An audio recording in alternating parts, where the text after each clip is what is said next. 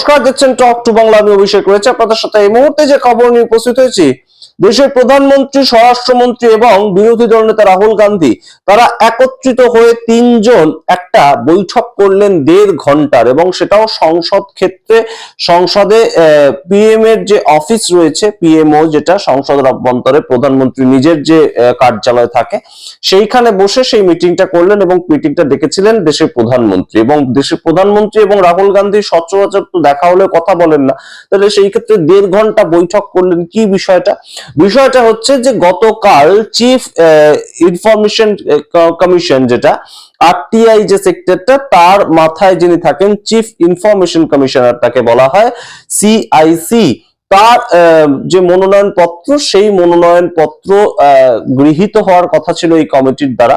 যে কমিটি নিয়ে গত পরশুদিন তার ভাষণে বলেছিলেন রাহুল গান্ধী যে একটা কমিটি সিলেক্ট করে বিভিন্ন কমিটির মাথায় কে থাকবে, অর্থাৎ এই একটা প্যানেল তৈরি করা হয় পিএম এর দ্বারা, যে প্রাইম মিনিস্টার ঠিক করেন যে সেই প্যানেলে কে কে থাকবেন। প্রাইম মিনিস্টারের কথা অনুযায়ী একদম নিয়ম মাফিক তাকে রাখতে হয় এলওপি কে, এবং তিনি এই মুহূর্তে চুজ করতে পারেন। মোদী সরকার যে নিয়মটা বদলে দিয়েছে, মোদী সরকার নিয়মটা বদলে করেছে যে আগে চিফ জাস্টিস অফ ইন্ডিয়া এবং এলওপি এই দুজন থাকবেন এবং প্রাইম মিনিস্টার মিটিং ডাকবেন, এটা ছিল নিয়ম। অর্থাৎ সংসদের অভ্যন্তরেই একটা বিভিন্ন ক্ষেত্রে যখন এই যে চিফ কমিশনারদেরকে চুজ করা হবে, সেই প্যানেলটা ঠিক করবেন প্রাইম মিনিস্টার, এবং প্রাইম মিনিস্টার সেই প্যানেলটা ঠিক করে তার মধ্যে এলওপি কে ডাকবেন, তার মধ্যে চিফ জাস্টিস অফ ইন্ডিয়া তাকে ডাকবেন, এবং তারা চিফ জাস্টিস অফ ইন্ডিয়া একজন নিরপেক্ষ মানুষ, এবং এলওপি একজনের নাম বলবেন, প্রাইম মিনিস্টার একজনের নাম বলবেন, এবং তিনজনের মধ্যে একটা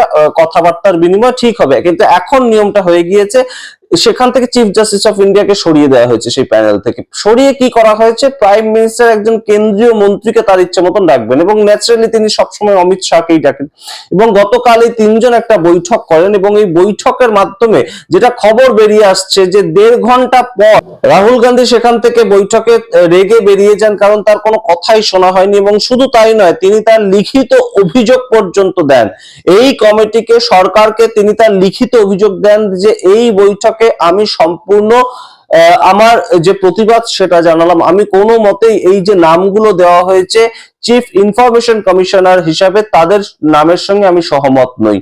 এই সামগ্রিক ঘটনা অবশ্যই তাৎপর্যপূর্ণ। এই মুহূর্তে কোনোভাবেই এক হতে পারলেন না, এক সুরে গাথা গেল না। এবং রাহুল গান্ধী যে কথাটা বলেছিলেন গত পরশুদিন যে আমার ভয়েসের কোনো দামই থাকে না সেই ঘরে, গতকাল ঠিক সেই ঘটনাটাই ঘটলো। সমস্তটা বিস্তারিত ব্যাখ্যা করবো আপনাদের সামনে। তার আগে অবশ্যই টক টু বাংলা ইউটিউব চ্যানেলকে সাবস্ক্রাইব করে দিন, এই ভিডিও দেখুন শেষ অবধি স্কিপ না করে।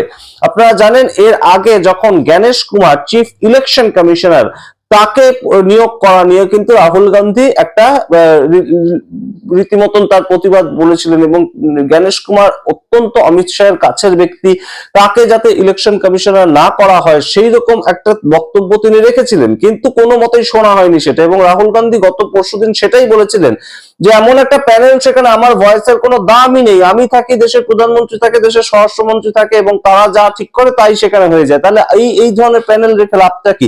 এটা কি ডেমোক্রেটিক প্যানেল হলো? সেখান থেকে কেন চিফ জাস্টিস অফ ইন্ডিয়া তাকে বাদ দিয়ে দেওয়া হলো? এই প্রশ্ন রেখেছিলেন রাহুল গান্ধী, এবং গতকাল ঠিক সেটারই আমরা নিদর্শন পেলাম। নিউজ 18 তাদের রিপোর্ট অনুযায়ী একদম সরাসরি সেইখানে যতগুলো নাম দেওয়া হয়েছিল প্রাইম মিনিস্টারের তরফ থেকে, স্বরাষ্ট্রমন্ত্রীর তরফ থেকে, অর্থাৎ দুজন মিলে একই নাম দিয়েছিলেন, 10-12টা নাম দিয়েছিলেন এদেরকে করা হতে পারে, একটা নামের সঙ্গেও সহমত পোষণ করেননি রাহুল গান্ধী। এবং শুধু সহমত পোষণ তিনি করেননি তাই নয়, তিনি সম্পূর্ণ বিষয়টা নিয়ে চর্চা করেন যে এ তো আপনাদের লোক, এ তো আপনাদের লোক, বিভিন্ন কিছু এরকম হয়। এবং তার পরবর্তীতে তিনি ডিসেন্ট নোট পর্যন্ত দেন। ডিসেন্ট নোট দেওয়া মানেটা কি, সম্পূর্ণ তিনি যে এইগুলোকে অস্বীকার করছেন, তার যে পছন্দের একজনও ব্যক্তি নয়, সেটা তিনি লিখিত আকারে জানাচ্ছেন, সেটাকে ডিসেন্ট নোট বলা হয়। এর আগেও যখন সুষমা স্বরাজ ছিলেন, তিনি বিরোধী দলনেত্রী, তিনি তখন এই ধরনের এই কমিটির মিটিং এ যেতেন, তখন যদিও চিফ জাস্টিস অফ ইন্ডিয়া তিনিও যেতেন, কিন্তু তিনি গিয়েও ডিসেন্ট নোট দিয়েছেন। সুতরাং ডিসেন্ট নোট দেওয়াটা নতুন কিছু নয়, লিখিতভাবে কোনো কিছু সরকারকে জানানো, তার মানে আমার যে বক্তব্যটা সেটা রেকর্ডেড থাকলো এবং সেটা পরবর্তীতে অবশ্যই এটা আশা করা যায় যে এই উইন্টার সেশনে রাহুল গান্ধী বলবেন এই কথাটা, যে 10 তারিখ যে মিটিংটা হয়েছিল সেখানেও সম্পূর্ণভাবে আমাকে কিছুই বলতে দেওয়া হয়নি। তাই জন্য রাহুল গান্ধী একদম ডিসেন্ট নোট সরকারকে দিয়ে গতকাল এসেছেন। এবার আপনাদেরকে বলি যে সংসদে যখন এসআইআর নিয়ে আলোচনা চলছে, গত 9 তারিখ রাহুল গান্ধী বক্তব্য রাখলেন, 10 তারিখ এই মিটিং থেকে বেরিয়ে এসে একদম সরকারের পক্ষ থেকে গৃহমন্ত্রী বক্তব্য রাখলেন, যেগুলো নিয়ে আমরা বিভিন্ন বিস্তারিত ভিডিও করছি, আপনারা দেখতে পারেন কি আমাদের চ্যানেলে। সেই গৃহমন্ত্রী কেন হঠাৎ করে রাহুল গান্ধীকে এই 10 তারিখে মিটিং এ ডাকলেন, কিংবা সেই প্রাইম মিনিস্টার হঠাৎ করে 10 তারিখেই কেন ডাকলেন, তার কারণটা হচ্ছে সুপ্রিম কোর্টের তাড়া। সুপ্রিম কোর্টকে তো অস্বীকার করতে পারে না এখনো কেন্দ্রীয় সরকার।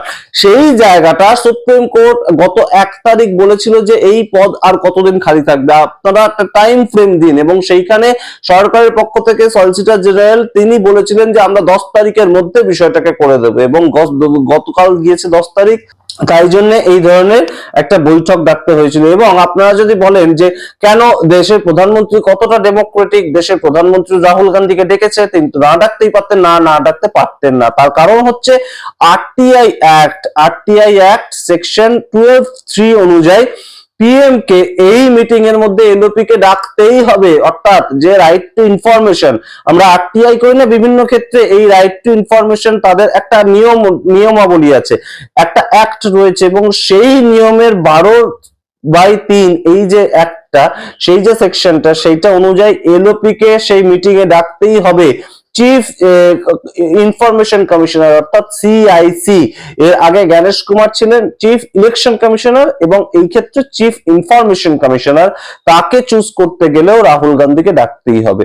আপনাদেরকে জানাই যে রাহুল গান্ধীও বেশ কিছু নাম প্রস্তাব করেছিলেন, সেগুলো একটাও বিস্তারিতভাবে ব্যাখ্যা করা হয়নি বা বিশ্লেষণ করা হয়নি, সেই নামগুলোকে শুধুমাত্র বাদ দিয়ে দেওয়া হয়েছে। অর্থাৎ রাহুল গান্ধীর কথাটা কিন্তু একেবারেই অযৌক্তিক নয়, যে একটা প্যানেল রয়েছে সেখানে 3 জন মানুষ বসে বৈঠক করেন, 2 জন একদিকে আর আমি একা অন্যদিকে, তা আমার কথা কি কখনো শোনা হবে? যারা সরকার পক্ষ তারা কি কখনো আমার কথা শুনবে? এবং সেইভাবে প্রত্যেকটা কমিশনের যে চিফ কমিশনার তাকে চুজ করা হচ্ছে এবং তাকে কন্ট্রোল করছে দেশের কেন্দ্রীয় সরকার। এইটা হচ্ছে রাহুল গান্ধীর অভিযোগ, এবং রাহুল গান্ধী একদম স্পেসিফিক্যালি বলছেন যে কেন সেই প্যানেল থেকে চিফ জাস্টিস অফ ইন্ডিয়াকে বাদ দেওয়া হলো। আমরা তো চিফ জাস্টিস অফ ইন্ডিয়া, তিনি সর্বোচ্চ ন্যায়ালয়ের সর্বোচ্চ বিচারক, তাকে তো আমরা নিরপেক্ষ মনে করব। 2-1 নিরপেক্ষ নাও হতে পারেন, পরবর্তীতে তারা বিভিন্ন ধরনের পদে চলে গিয়েছেন রিটায়ারমেন্টের পরে, আমরা সেগুলো দেখেছি, কিন্তু আমরা তো মনে করার ক্ষেত্রে চিফ জাস্টিস অফ ইন্ডিয়াকে নিরপেক্ষই মনে করব। সুতরাং চিফ জাস্টিস অফ ইন্ডিয়া সেই প্যানেলে থাকবেন, বিভিন্ন কমিশনার চুজ হবে, এতে সমস্যাটা কি ছিল? মোদী সরকার কেন হঠাৎ করে সেখানে কেন্দ্রীয় মন্ত্রীকে ঢোকালেন? কেন্দ্রীয় মন্ত্রী তো সরকারের পক্ষে কথা বলবে, এটা তো স্বাভাবিক। সুতরাং যে কোনো ডেমোক্রেসির ক্ষেত্রেই এটা কখনোই কিন্তু উচিত নয়, এই নিয়ম থাকা উচিত নয়। কালকে যদি কংগ্রেসের সরকার আসে সেই ক্ষেত্রেও এই নিয়ম থাকা উচিত নয়। বিজেপির তরফ থেকে যদি কালকে অন্য কেউ বিরোধী দলনেতা থাকেন, অমিত শাহ যদি বিরোধী দলনেতা থাকে 29-এ ভোটে হারার পরে, এটা যদি ঘটে, আমরা হাইপোথেটিক্যালি বিষয়টাকে বলছি, তাহলেও কিন্তু তখনও এই বিষয়টা সমালোচনার যোগ্যই থাকবে যে কোনো মতেই এই প্যানেল থেকে চিফ জাস্টিস অফ ইন্ডিয়া তাকে বাদ দেওয়াটা উচিত হয়নি। দেশের প্রধানমন্ত্রীর মিটিং ডাকছেন এবং এলওপি কে তিনি ডাকতে বাধ্য, তিনি ডাকছেন, এবং তার সঙ্গে একজন নিরপেক্ষ মানুষের থাকা দরকার, এবং যিনি সম্মানীয় একটা পদে রয়েছেন। আমরা অবশ্যই সম্পূর্ণটা আপনাদের সামনে ব্যাখ্যা করলাম, 3 জন মিটিং করলেন, কিন্তু মিটিং এ শোনা হলো সংখ্যাগুরুদেরই কথা, অর্থাৎ সেই সংখ্যাগুরু একটা তথ্য আপনাদের সামনে রাখলাম। আপনার প্রথমে মতামত কমেন্ট বক্সে কমেন্ট করুন। দেখতে থাকুন টক টু বাংলা। অবশ্যই টক টু বাংলা ইউটিউব চ্যানেলকে সাবস্ক্রাইব করে দিন।